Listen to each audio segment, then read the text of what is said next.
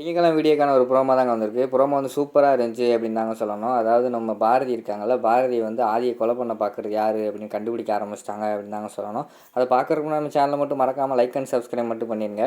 First எடுத்தவொடனே ஆதி நம்ம பாரதி 2 பேரும் வந்து நம்ம ஆதியோட வீட்டுக்கு வெளியில் நின்று பேசிக்கிட்டு இருக்க மாதிரி தான் காட்டிக்கிட்டு இருக்காங்க.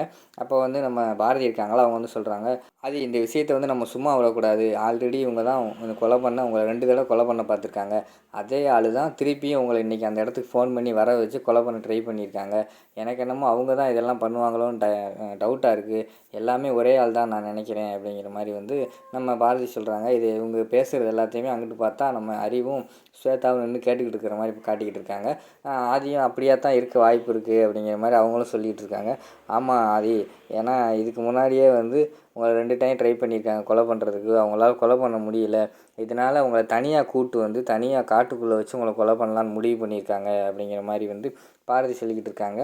பாரதி ஐயர் சொல்கிறாங்க, எனக்கு இருந்தாலும் ஒரு டவுட்டு ஆதி, அதாவது எதுக்கு உங்களை வந்து வாசு கொலை பண்ண இடத்துல வச்சு உங்களை வர சொல்லி கொலை பண்ணணும்? அதான் எனக்கு இடிக்குது. அப்படின்னா ஏதோ ஒன்று இருக்குது, ஏதோ ஒரு பெரிய சம்பவம் இருக்குது அப்படிங்கிற மாதிரி வந்து சொல்லிக்கிட்டு இருக்காங்க.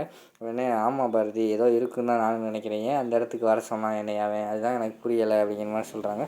பாரதி வந்து சொல்கிறாங்க, சும்மா விடக்கூடாது அது, இதை வந்து கண்டிப்பாக நம்ம வந்து ஏதாவது அவங்கள வந்து கண்டுபிடிக்கணும். இல்லைன்னா இது அவங்க வந்து பெரிய ஏதோ சம்பவம் செய்கிறதுக்கு தான் வெயிட் பண்ணிக்கிட்டு இருக்காங்கன்னு நினைக்கிறேன் அப்படிங்கிற மாதிரி பாரதி சொன்னோன்னே இங்கிட்டு வந்து ஸ்வேதா முழிச்சுக்கிறாங்க. இது அப்பா இதுக்கு மேலே விட்டால் கண்டிப்பாக அவள் ஏதாவது மாமாவோட மனசை கலைச்சிருவா, வாங்க நம்ம போவோம் அப்படின்னு சொல்லிட்டு 2 பேர் வராங்க. வந்தோடனே அறிவு வந்து கேட்குறாரு, என்னம்மா பாரதி வீட்டுக்கு வெளியே நின்று பேசிக்கிட்டு இருக்கேன், என்ன விஷயம் அப்படிங்கிற மாதிரி கேட்காங்க. இல்லை சும்மா தான் பேசிக்கிட்டு இருக்கேன் அப்படிங்கிற மாதிரி சொல்லணுன்னே, என்ன வெளியே நின்று பேசுறீங்க, உள்ளே போய் உட்காந்து பேச வேண்டியதானே அப்படிங்கிற மாதிரி வந்து அறிவு சொல்கிறாரு. இல்லை நான் வெளியில் சும்மா வந்தேன், அந்த நேரத்தில் வந்து ஆதியை பார்த்தேன், அதான் நின்று பேசிக்கிட்டு இருக்கோம் அப்படிங்கிற மாதிரி சொல்கிறாங்க. ஓ அப்படியா அப்படிங்கிற மாதிரி அவங்கெல்லாம் பேசிக்கிட்டு இருக்கிற மாதிரி காட்டிக்கிட்டு இருக்காங்க. அதோட பார்த்திங்கன்னா அந்த ப்ரோமோவை முடிச்சிடுறாங்க.